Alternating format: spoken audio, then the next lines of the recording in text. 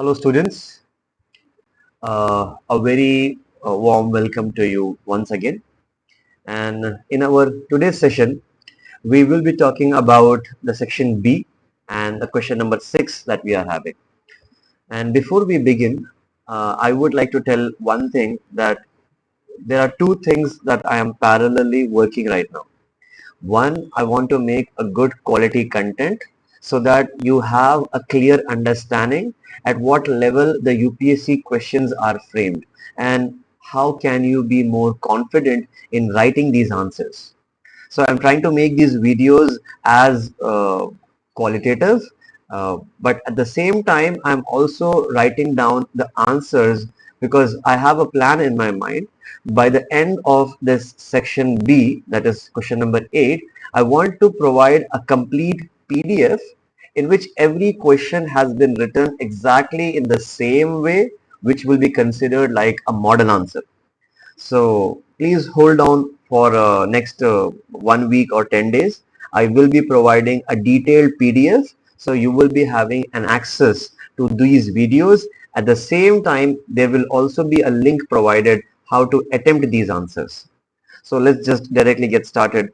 Uh, let's see what are the questions that are being asked. So as we have the question number 6, the first question is talking about uh, underline the role of social media in contemporary social movements and describes its challenges. So the question is talking about the term social movement.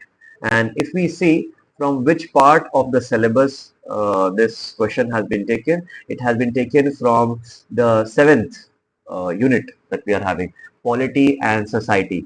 And in that, the area of D, it is talking about how social changes are produced in a political system. And different types of collective actions are being discussed, such as what is a protest? How is it different from agitation? How a protest can turn into a social movement? How an agitation can turn into a revolution? So please refer to Unit 7, Part D. We are having a question talking about social movement in relation to social media. You can consider that this question is coming directly from Unit 7D, or you can also say that this question is coming from Unit 10 as well. It is talking about how technology is playing a role in creating social changes. So the D part that we are having in the Unit 10, what is the role of science and technology? So somewhat I can say this question is about social media in creating social changes, or it is more directly a question. But for now, I will consider it's from the polity and society. What are we supposed to write in the introduction part? See, uh, here in the introduction, we need to define what is the meaning of the word social movement. Okay. If we take a look, the term social movement is about a group of action that has been taken by large number of people to solve a problem they have in common. So group of people are staying together, they collectively want to resolve that issue, and from there social movements are produced. So one way we can provide a definition is speaking about social movement.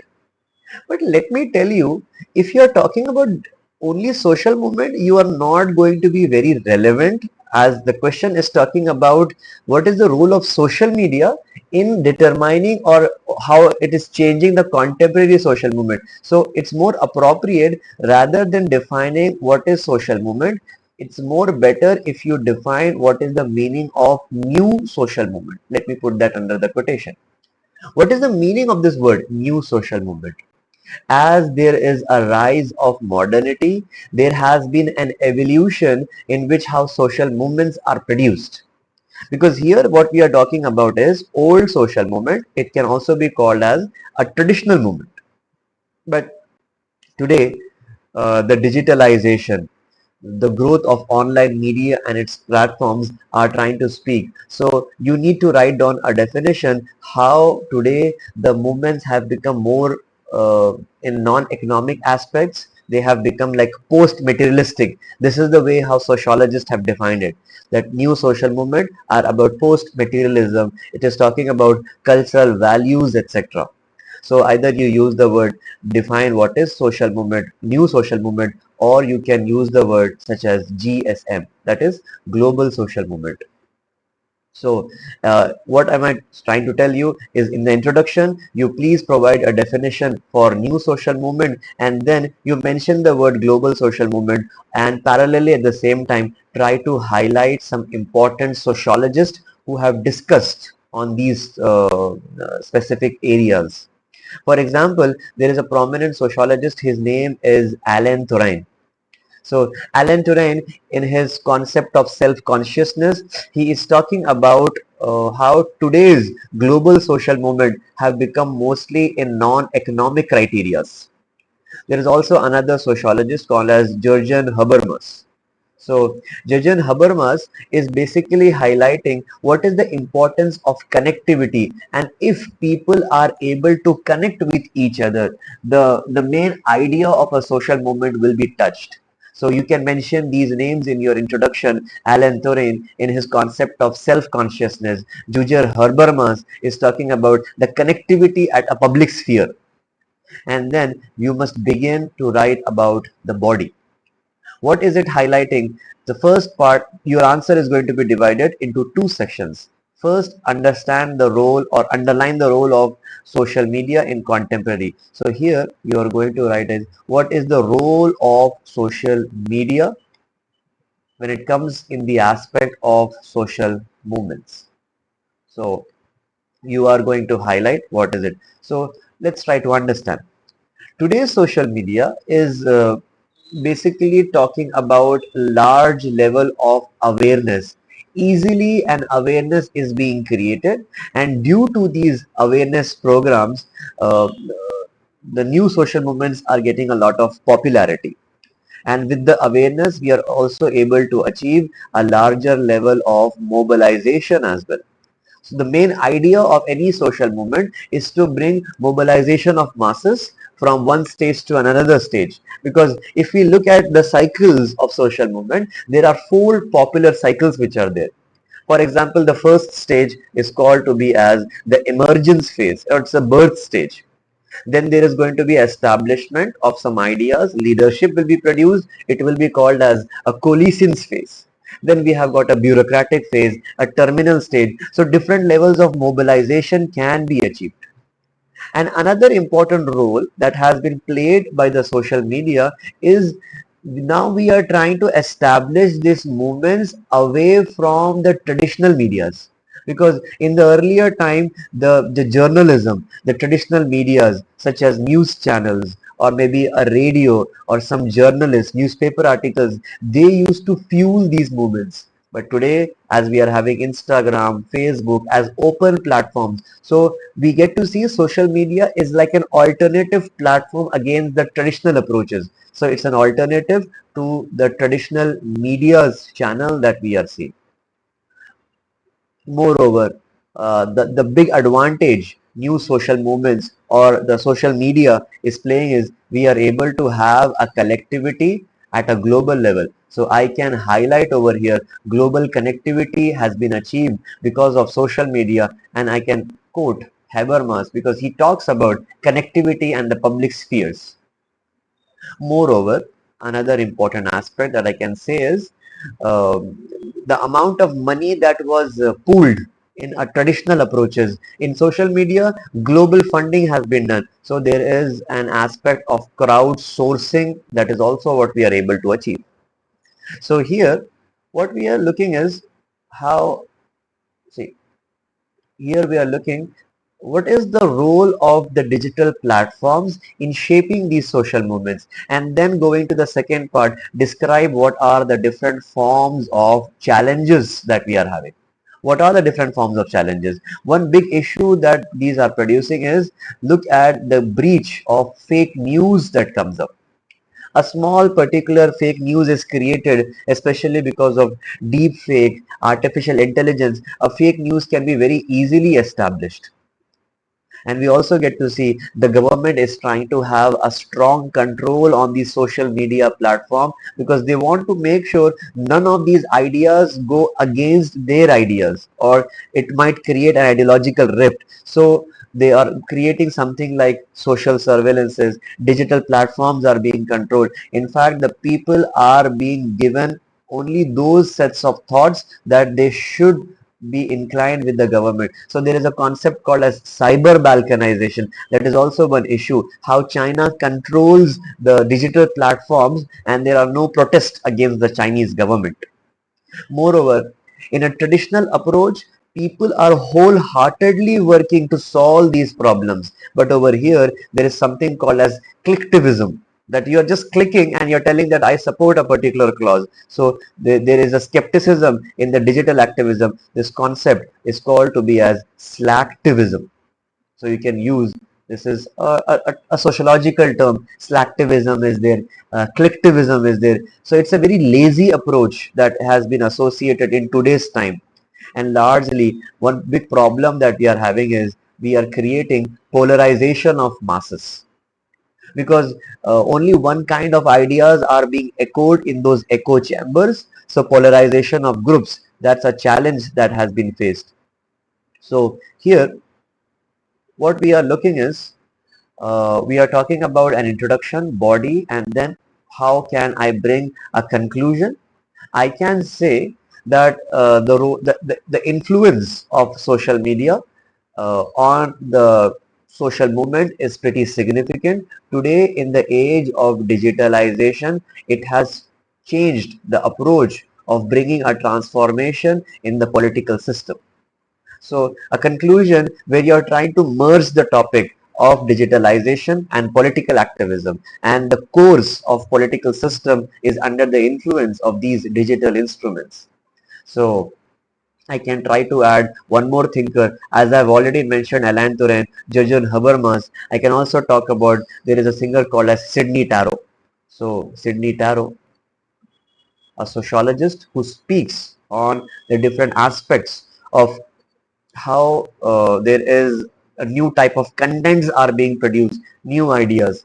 So here at the digital level, we are having different types of movements which are being discussed. For example, you might have heard regarding women empowerment, there was a movement called as hashtag Me Too movement. Put that in the conclusion. Against racism, there was a movement called as Black Lives Matter. You can talk about Black Lives Matter. Against the Citizenship Act, there was a movement called as Citizenship Amendment Act movement which took place. In fact, there are different movements which is talking about protection of the animals, vegan movement. So all these are social media platforms which are fueling these movements. So you can use them in your introduction, you can use them as the current affair examples, or even in the conclusion as well. Let's try to go to the next question. Okay, so going to the next part that we are having, let's look at the question. How does a multicultural society accommodates diversities of all kind, ethnic, linguistic, religious, discuss its major challenges? So, verily, if you look at this particular question, that what is actually the concept of multicultural and how different types of diversities are being accommodated. So if you see, this is not a direct question which is coming from any particular topic, but if you want me to label it, I can more closely associate this topic with the fifth unit, stratification and mobility, because this unit is basically talking about segments of societies. What are the different stratas in which people are placed? And if you see the sixth part, oh sorry, the C part that we are having, and that is how the concept of stratification has got numerous dimension.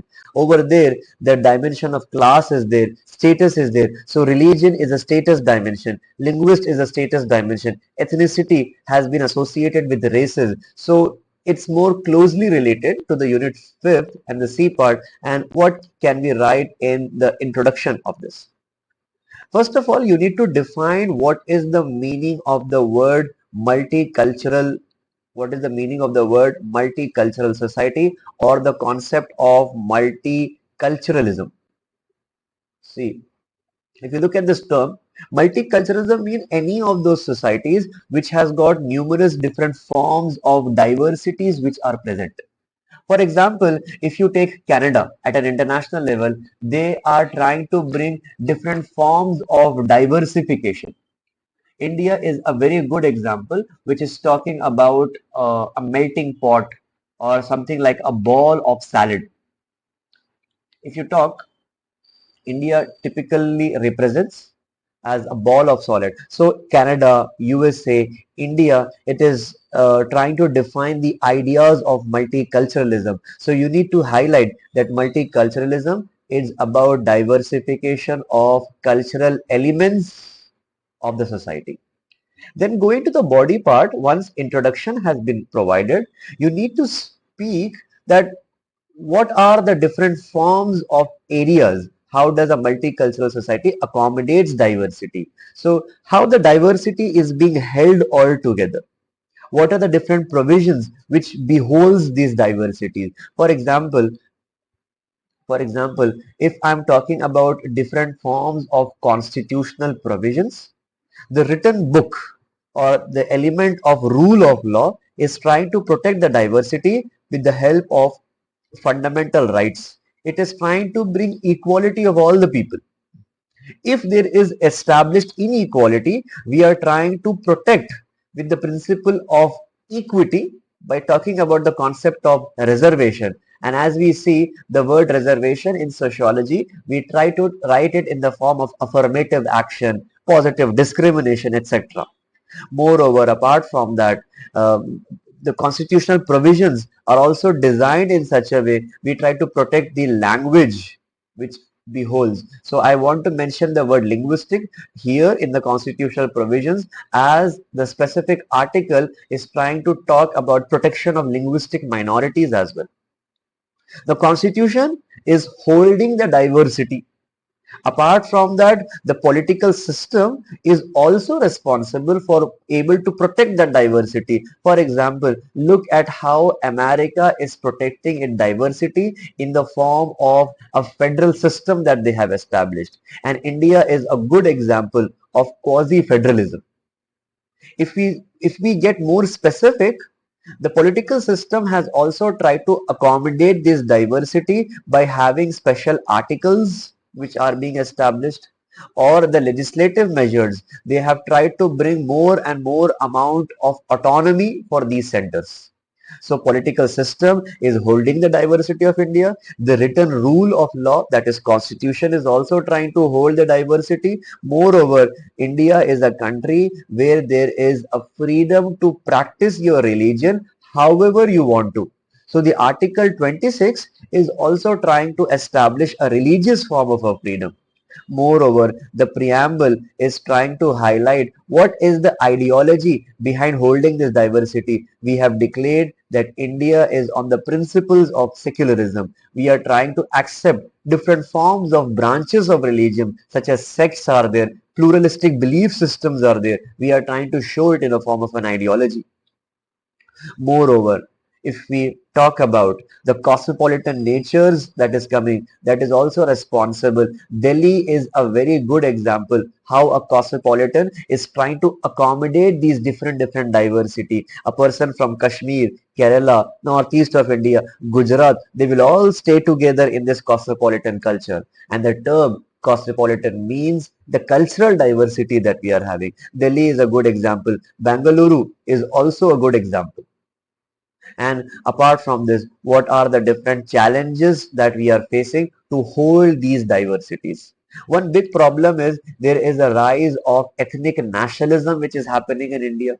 For example, the Khalistani people are talking about their own cultural nationalism, that the Pakistan has been for Muslims, that India has been for Hindus. Then where is the country for Sikh people? So they're talking about the for Sikhs we will create a separate state. So such religious nationalism, which is called as a cultural nationalism, it is producing an ethnic nationalism. So ethnic nationalism and such waves will be a threat to the diversity of India. Moreover, we see there has been marginalization of minorities.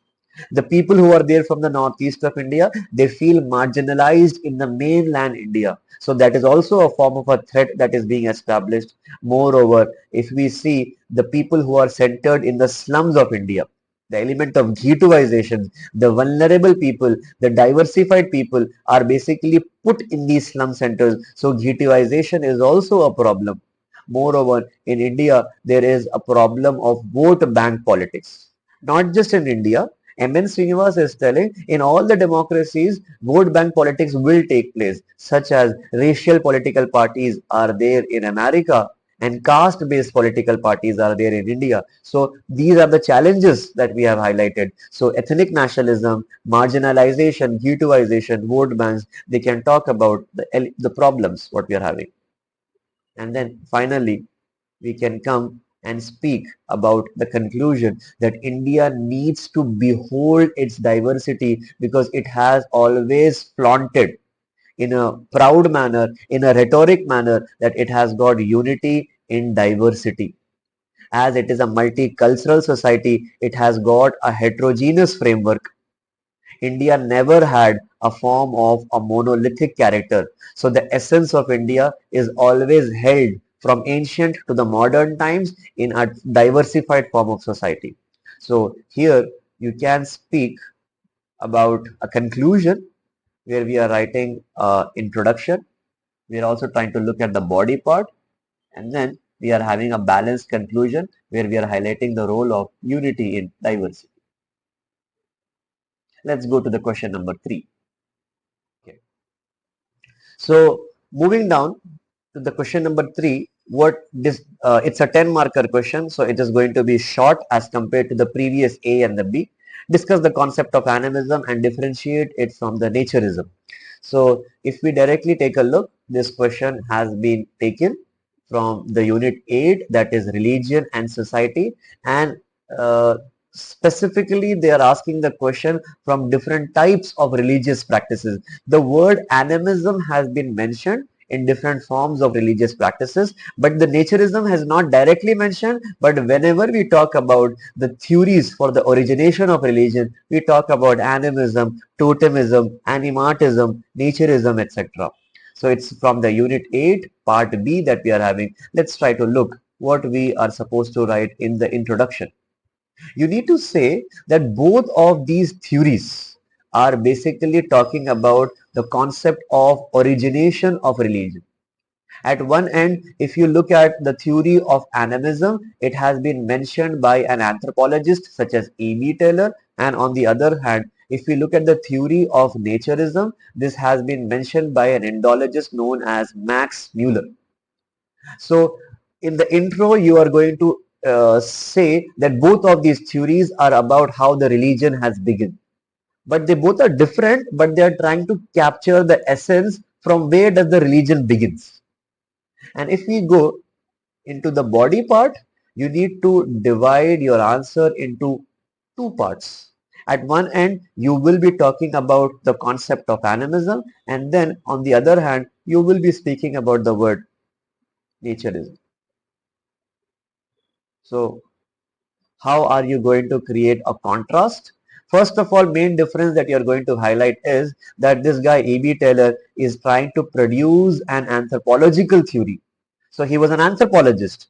Naturism is basically a theory given by Max Muller. He is not regarded to be as an anthropologist. He can be called to be as an Indologist, or a person who is trying to produce a bookish form of an information, because Max Muller is basically producing this idea in the form of a philosophy, or it is an ideological study. On the other hand, the theory which is given by uh, the theory which has been given by E.B. Taylor, he has actually conducted an ethnocentric study.